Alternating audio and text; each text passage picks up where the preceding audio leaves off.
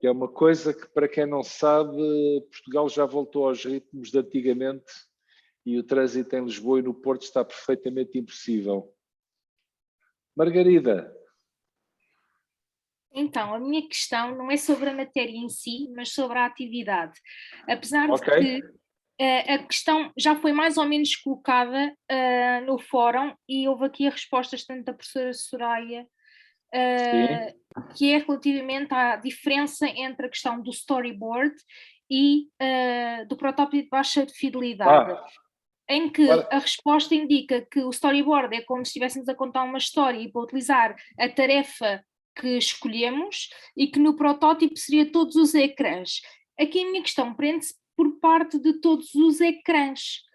Quando entende todos os ecrãs, é de todas as tarefas que nós mencionamos, ou seria desde o início que abrimos a aplicação?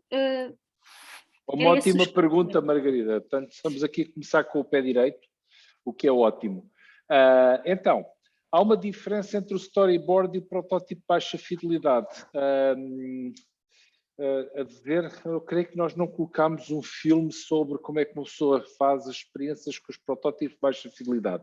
Vamos a ver. O storyboard, como o nome indica, é um dispositivo que foi introduzido pelo cinema para explicar como é que um filme se compõe em várias cenas e vários takes e quais é que são as condições dentro de cada cena e como é que são as transições de um take para o outro, quais é que são as posições de câmara, etc. Isto é no cinema. Transpondo isto do cinema para o desenho de interfaces, o storyboard permite-nos perceber como é que uma dada tarefa ou tarefas é executada. Porque cada uma das quadradinhos no storyboard indica qual é que é o estado em que o sistema está naquele quadradinho e como é que uma pessoa transita dali para outro estado do sistema. E, portanto, há várias setas que partem de vários elementos da interface. Portanto, num dado quadradinho, quando nós estamos a olhar para o sistema num dado passo de uma tarefa, dizemos, se carregar neste botão, transita para o quadradinho número 23. Se carregar neste outro botão, transita para o quadradinho número 38. Se disser olá, entra num estado que é ilustrado pelo quadradinho número 22.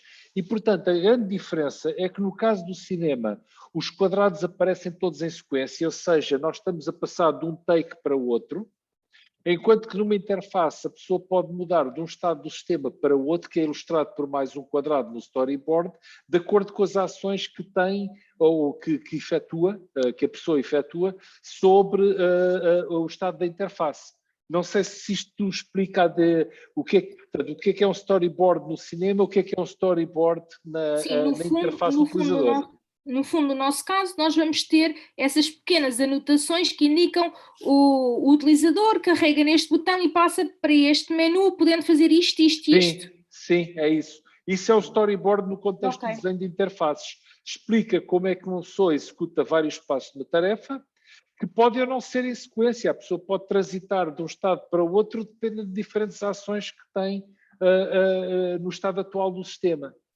Ok? No cinema, o storyboard é linear, porque a história é contada do princípio ao fim. Aqui, a história pode mudar de rumo consoante as ações que a pessoa tem num contexto. Portanto, isto é o storyboard. Ok? E que vamos fazer exclusivamente para a tarefa que, das duas que tínhamos, das duas funcionalidades, escolhermos uma funcionalidade de uma tarefa. O storyboard explica o filme, se quiserem, entre aspas, de uma tarefa. Agora, o protótipo de baixa fidelidade é um simulacro que vocês fazem de computador quando quiserem experimentar a vossa interface e explicar ao vivo como é que ela funciona. Vocês vão ter toda uma encenação diferente, têm os vários ecrãs preparados para poderem simular o funcionamento do sistema ao vivo. Ou seja, se vocês já leram as cenas dos próximos capítulos, aquilo que se passa quando vocês quiserem mostrar aos vossos colegas, ou aos vossos amigos, ou à vossa família, ou a outras pessoas como é que funciona a interface, vocês têm uma série de ecrãs pré-preparados e que podem mostrar em tempo real. Portanto, a pessoa diz, eu carrego aqui. Então, vocês tiram, substituem aquele ecrã que estavam a mostrar e mostram outra imagem. Portanto, o storyboard é uma narrativa, enquanto que o protótipo de baixa fidelidade contém uma sequência, uma série de ecrãs que vos permitem simular o funcionamento de qualquer interface. Estão a ver? Não tem as setinhas, vocês é que fazem de computador quando quiserem mostrar a terceiros como funciona a vossa interface. Portanto, o protótipo de baixa fidelidade tem o número necessário de ecrãs para vocês poderem simular o funcionamento da vossa interface sem escreverem uma linha de código. Esta é a parte importante. Alguns de vocês perguntaram se aquilo devia ficar mais bonito e mais compostinho. E a resposta é, quanto menos bonito e menos compostinho, melhor. E agora permitia-me responder a algumas perguntas que estão na vossa cabeça e que alguns de vocês colocaram. Porquê é que não se deve fazer o protótipo bonitinho? Desculpa, está-me sempre a escorregar a língua para o storyboard.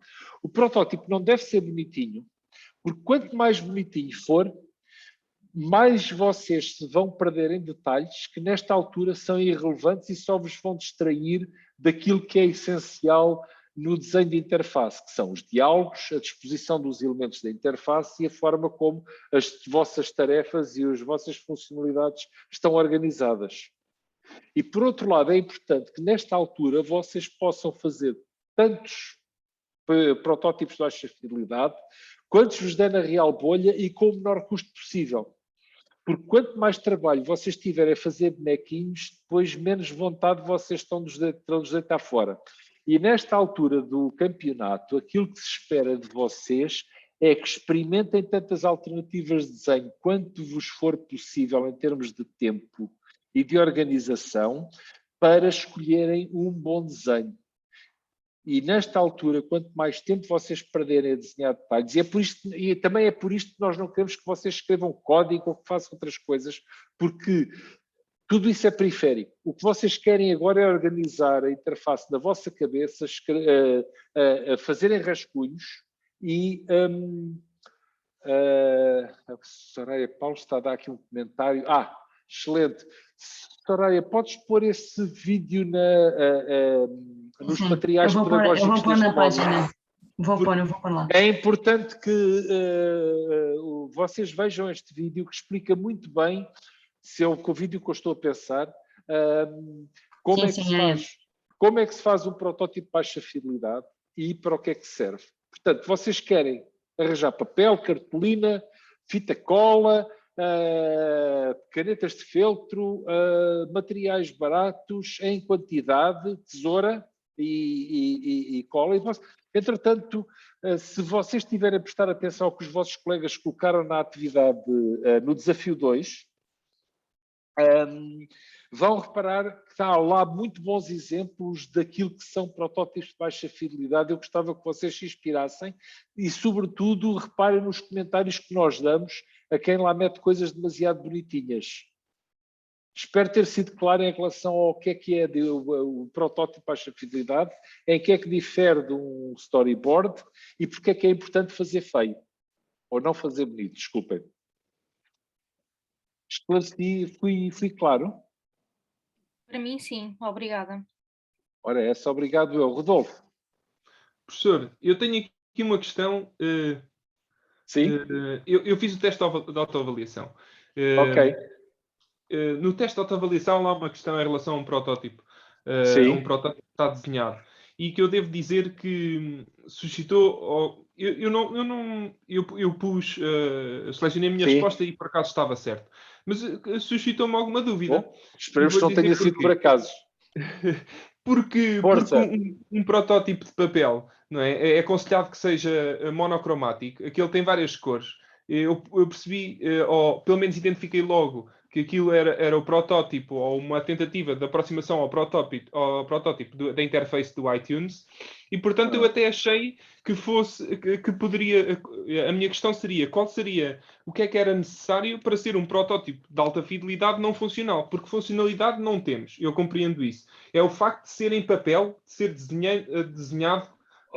Podemos ter protótipos de Portanto, vamos lá ver a fidelidade. Boa pergunta. Obrigado, Rodolfo. Eu acho que apanhei o sentido da coisa e vou aqui dizer, então, o que é que quer dizer fidelidade? Fidelidade é atenção ao detalhe. Por exemplo, num protótipo de baixa fidelidade, não importa que a pessoa escreva o texto à mão, por exemplo, ou até substitua o texto por linhas onduladas. Quando a pessoa está a meter linhas onduladas em vez de texto, quer dizer, aqui devia haver um texto, mas que é irrelevante para este ecrã. Se eu quiser fazer um protótipo de alta fidelidade, então as cores passam a ser importantes, o arranjo geométrico dos vários elementos funcionais no ecrã passa a ser importante, o alinhamento tem que começar a ser preciso. Se a pessoa quer que duas coisas estejam alinhadas, elas devem alinhar ao pixel.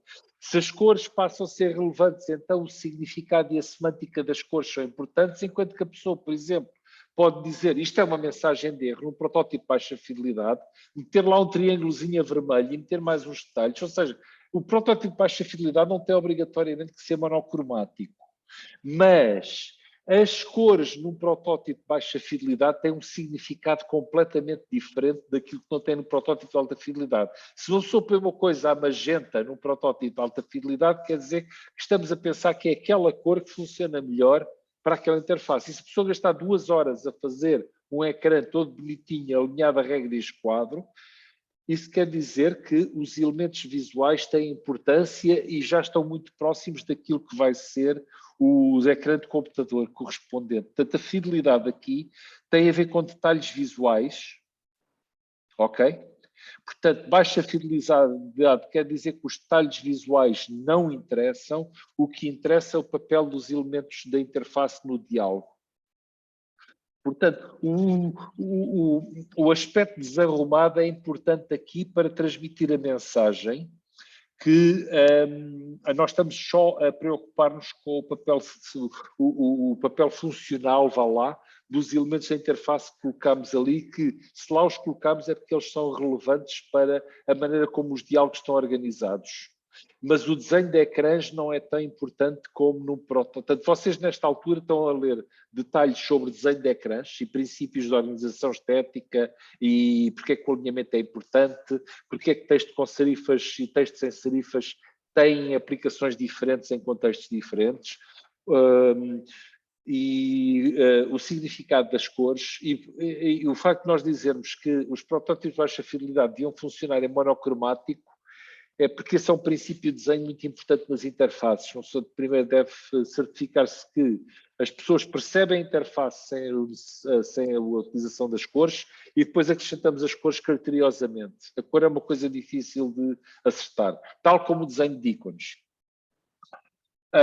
Portanto, não sei se eu respondi de forma clara. Eu posso ter um protótipo de alta fidelidade em papel que não tem uma única linha de código, mas a fidelidade diz respeito aos desenhos, aos detalhes do arranjo visual e da apresentação dos elementos da interface tal como são desenhados. Eu creio que no livro há um exemplo de um protótipo de alta fidelidade em papel e eu estava aqui à procura enquanto estava a falar a ver se apanhava um High Fidelity Prototype para vos mostrar, para também ilustrar melhor a diferença. Não sei se fui claro, Rodolfo.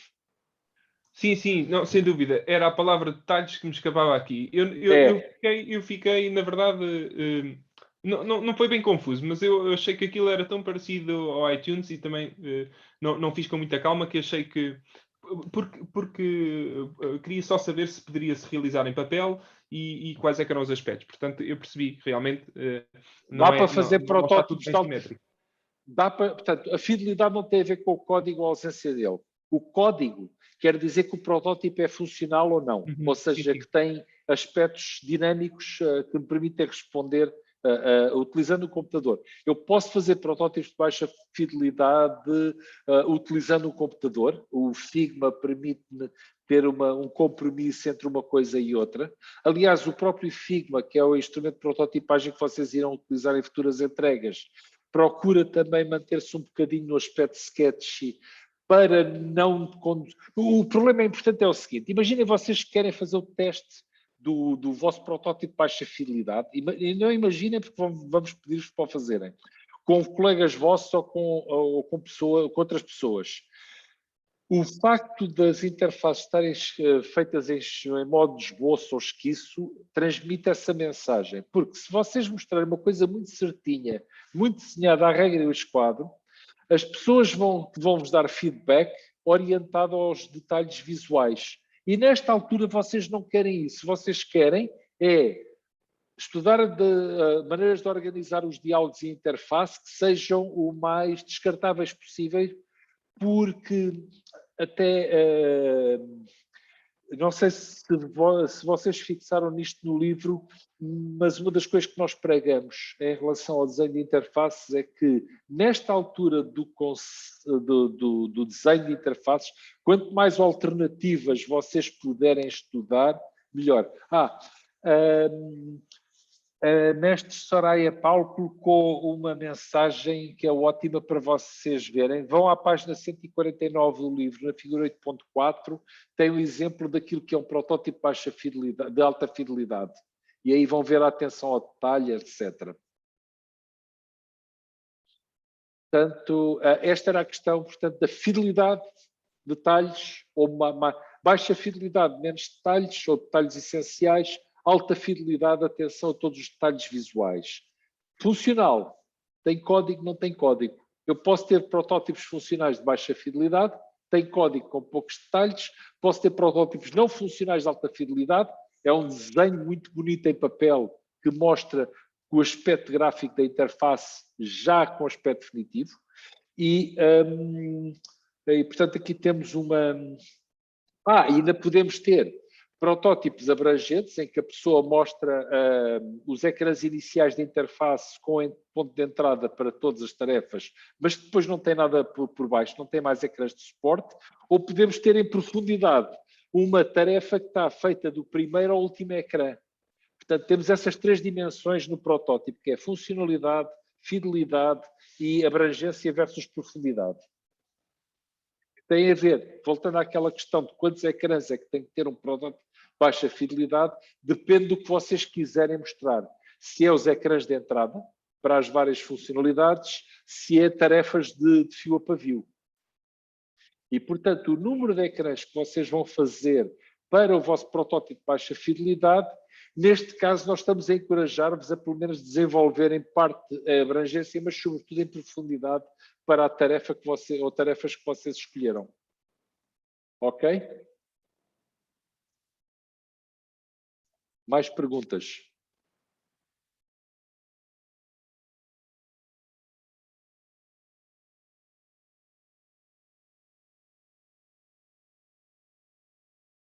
E, portanto, uma vez que mais ninguém parece ter perguntas aqui, estão todos em mute. O que nós estamos a pedir agora, de facto, é que vocês apresentem em PDF, portanto, tiram uma fotografia com o vosso telemóvel ou com a vossa câmara e submetem os PDFs com os ecrãs do protótipo de baixa fidelidade. Os storyboards servem para explicar o desenho que vocês têm na cabeça e como é que são a sequência ou sequências possíveis de ações para executar uma tarefa ou tarefas. Portanto, o storyboard não é a mesma coisa que um protótipo de baixa fidelidade, embora possa parecer que estão a utilizar os mesmos elementos, porque estão, mas o storyboard conta uma história e o protótipo de baixa fidelidade serve para vocês simularem o funcionamento da interface.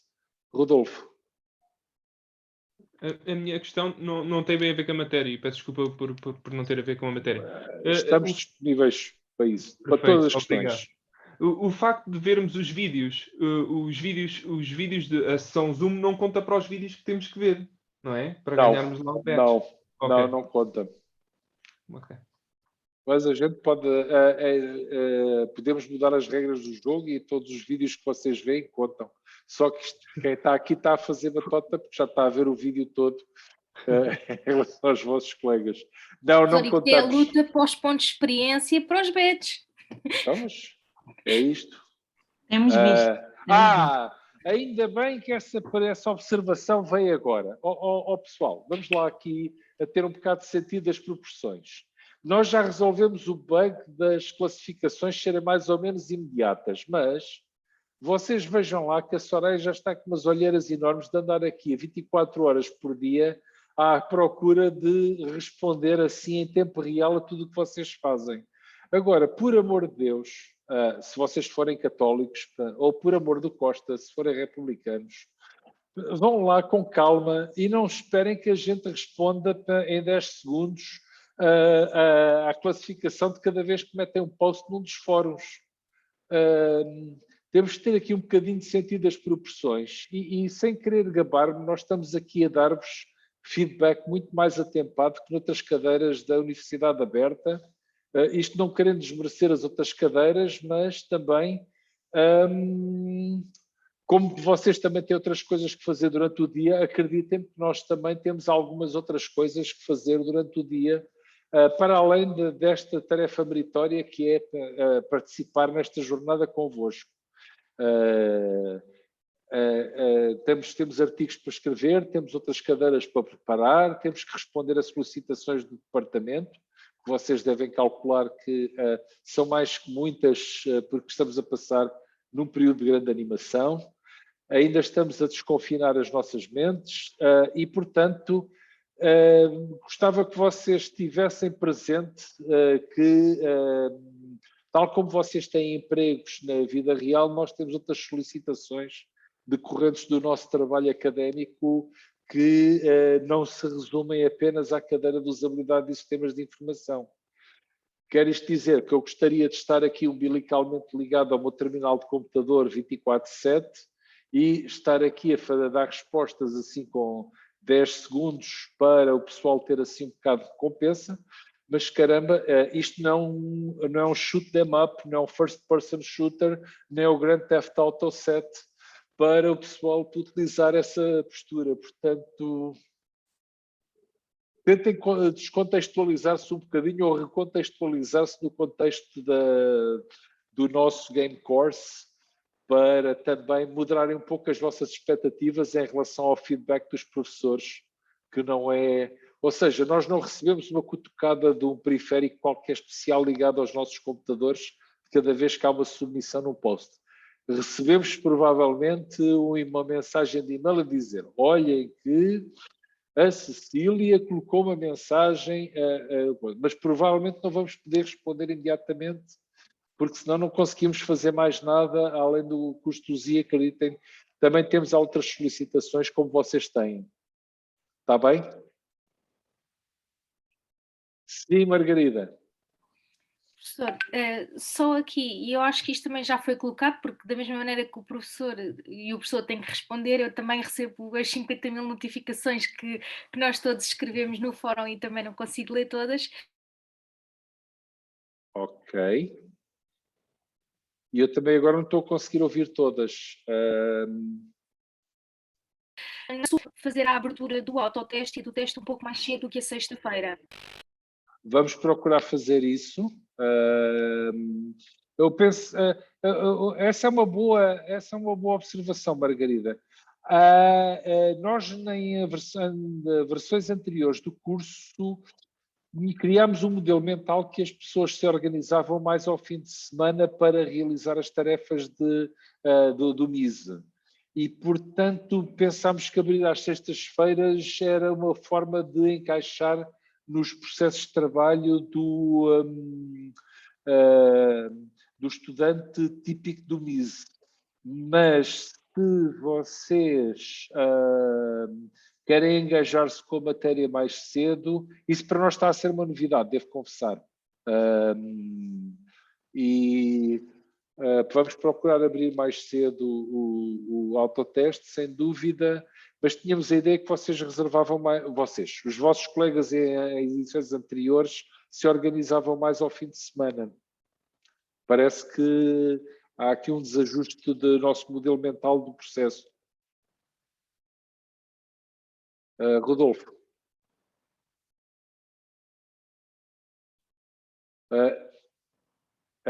Alguém levantou a mão, foi o Rodolfo Fernandes, mas o Rodolfo está em mute. Portanto, não... Estou, desculpe. Não, eu também queria reforçar a ideia da Margarida, porque eu também funciono ao contrário e tento adicionar e temos aquelas tarefas para esta cadeira, e realizar o teste de avaliação é um reconforto e é uma tarefa a menos a fazer. E por vezes, imaginemos, chegamos a quarta-feira, já está. Ok.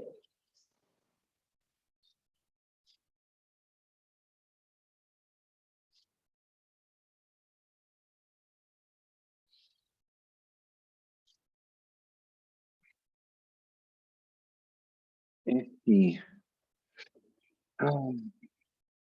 É por descargo, não sei, eu chego à sexta-feira, como ainda tenho aquelas 2 ou 3 atividades para fazer, ao menos já sei que a avaliação está boa, onde é que tenho que ir, se calhar, rever um bocadinho melhor a minha matéria e portanto, se for possível, eu também também apoio a ideia da Margarida. Exato, era um pouco mais como o Rodolfo dizia. Eu acho que acredito, e daquilo que o professor estava a dizer, esta diferença é por aquilo que eu percebi, este ano é o primeiro ano em que isto está a funcionar com trimestres, ou seja, aos alunos dá-nos mais liberdade porque não temos 4 disciplinas para estudar, temos 2, então conseguimos de alguma maneira se calhar ler de forma mais rápida porque temos o nosso tempo concentrado em só 2 disciplinas em vez de 4. E eu pelo menos a questão do autoteste, porque eu leio o livro uma vez e vou sublinhando, leio a segunda vez para me focar e gostava de fazer logo o autoteste para perceber se ainda tenho que reler se calhar mais alguns pontos. E era mais nesse sentido. Mas isso seria então suficiente, digamos assim, por exemplo, o autoteste ficar disponível à quarta-feira e o teste ficava na mesma à sexta, ou não? Assim, eu falando por mim, se o autoteste estivesse disponível à quarta, para mim era perfeito.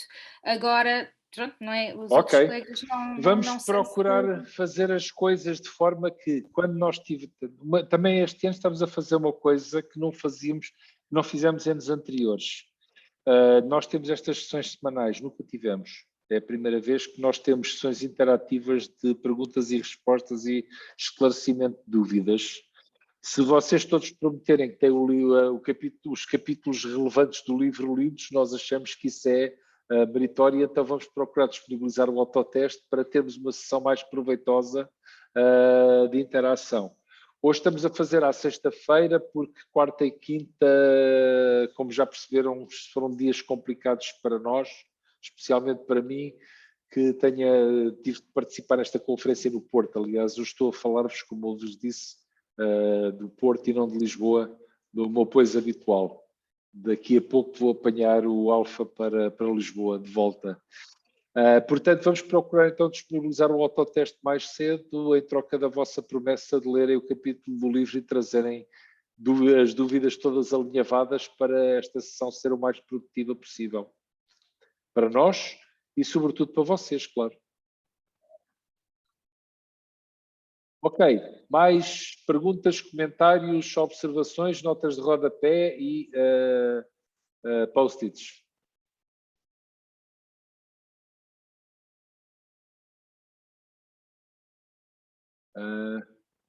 Não? Comentários mais ou menos humorísticos. Toda a gente pronta para o fim de semana. Parece que sim. Bom? Parece que, pelo menos até agora, não há mais ninguém. Não ficou ninguém à espera de entrar, pois não? Não ficou ninguém à espera de entrar. Temos 13 pessoas, o que é um número asiático, de facto. Convidem um amigo vosso para se juntar a nós. Senão, como vocês já sabem, nas corridas de automóveis estão um azar desgraçado. Mas não temos ninguém à espera. Portanto, pronto. Temos 11 estudantes e 2 professores, portanto também podemos partir o número 13 em 2 para quem for supersticioso, vá para casa descansado, beba um copito e não pense mais no assunto. Muito bem. Se não tiverem mais questões, já sabem, temos os meios de comunicação habituais, mas portanto agora desejo-vos um bom trabalho. Sim, Rodolfo. Professor, eu prometo que da próxima vez não vou falar tanto, mas eu tenho uma questão que eu queria expor aos colegas que aqui estão. Eu devo dizer que o teste para mim não sei, é pior do que ter um projeto a apresentar à empresa toda. Eu entro em pânico de uma maneira que eu não consigo ler. As minhas perguntas grandes do último teste, eu nem as li até ao fim. Porque não consigo, não sei se os colegas também sentem que não há tempo suficiente. Eu leio a matéria até várias vezes, mas não sei, chega à altura... O stress de uma pergunta, por 1 minuto por pergunta é grande? Sim, eu concordo com o Rodolfo. É um pouco. Principalmente quando nós vemos, imagina, que estamos na pergunta 5 e já não temos 5 minutos, já só temos 3. Então já não temos para as outras 5 1 minuto por pergunta. Eu sinto o stress que o Rodolfo está a partilhar. Às vezes é um pouco estressante. Eu sinceramente não tenho ligado muito ao fator da nota, porque eu sinto exatamente o que o Rodolfo e a Margarida estão a dizer. Para mim é mais importante chegar ao final e depois ver a revisão e ver se efetivamente estava a pensar corretamente, porque o fator stress ali do relógio a contar, às vezes até faz com que eu vá ver a revisão e depois veja, li isto completamente ao contrário. Eu acho que é o fator stress ali. Eu acho, já agora peço desculpa também, nas perguntas maiores que têm português e inglês, eu acho que ainda fica um bocadinho mais confuso às vezes também, porque parece dar a ideia que a pergunta é muito longa, muito extensa e que nós não vamos ter tempo de ler tudo, mas na volta, pronto, é só metade daquilo, basicamente, não é que é em português, mas assusta um bocadinho logo à primeira vista. Vocês só têm que se preocupar, de facto, ou focam, ou leem o texto em português, que é como foi escrito, ou leem o texto em inglês. Nós utilizamos estas perguntas para alunos Erasmus no contexto de outras cadeiras que damos e é por isso que elas estão em bilíngue. Aqui no caso do MISE, como o público-alvo é eminentemente lusofalante, pronto, se calhar isto é contraproducente, mas por favor, já sabem que se aquilo está em português e em inglês, a versão é a mesma, vocês só precisam de ler o lado A, não precisam de ler o lado A e o lado B para ter a certeza que aquilo bate certo. Não tinha pensado nisso como um fator de stress, mas reconheço que pode ser. Está bem. E qual é que seria a proposta nesse caso? Quanto tempo é que acham que é razoável? 1 hora. Não, é 1 hora. 1 hora para 10 minutos. 20 minutos. 15 minutos? Terei ouvido 15 minutos? Eu acho que sim, pelo menos mais meio minuto para cada pergunta. Ok, está bem. Então o próximo teste o sempre é traiçoeiro, ele vê sempre primeiro a ameaça, e a ameaça é o tempo a passar e o texto muito longo que nós vemos, mesmo que nós a priori já sabemos que aquilo tem o português e o inglês, o cérebro está a primeiro a ameaça. Está bem. A gente vai fazer o seguinte, vamos aumentar então a duração do teste para 1 minuto e meio por pergunta, para estabelecer um bocadinho mais de tranquilidade mental. Estou a pensar na vossa colega que me disse que 10 minutos era tempo demasiado, que interferia com o funcionamento profissional e os deveres familiares, e eu fiquei a pensar, bom, o mais que eu posso fazer é cortar isto ainda mais, mas acho que ela não se deu conta que o teste eram só 10 minutos. Mas, ok, reconheço o fator stress e aqui nestes testes, então, vamos aumentar isso um pouquinho para os tais 90 segundos por pergunta. Pronto. Hoje às 9 horas, quando o teste abrir, 15 minutos. Pronto, 15 minutos. Obrigado. Nada, ora é essa. Agora não há desculpa para errar. Acho que já vamos tomar menos uns Xanax. Xanax, ok. Pronto. Cuidado, não misturem isso com o copito que costuma dar maus resultados. Já agora, professores, eu acho que vocês já falaram nisto, mas uma dúvida que eu tenho é, para passar esta cadeira são 3.000 XP de mínimo nestes testes que nós temos, não é? Nestes sets. Sim, é 50% da nota, aliás, sim, é isso. Ok. 50% nas entregas, 50% aqui nos testes, e quanto aos 6 melhores classificações de 7 tentativas. Portanto, ok, obrigado. A nota mais baixa é para descartar. Ok?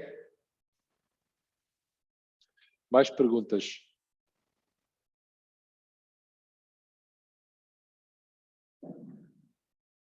Muito bem. Eu efetivamente não tenho, porque a Margarida e o Rodolfo fizeram as perguntas que eu tencionava fazer, que era mesmo ali que eu estava baralhada, portanto. Acho que eles estão a dizer com a cabeça que não têm de quê. Sim, senhor.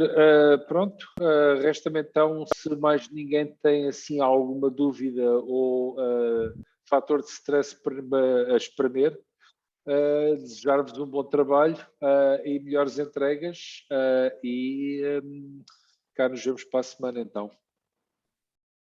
Muito obrigado. Obrigada por Muito obrigada. Obrigado, professores. Fiquem bem. Bom trabalho. Obrigada. Obrigada. Bom fim de semana a todos. Obrigado Tchau. igualmente.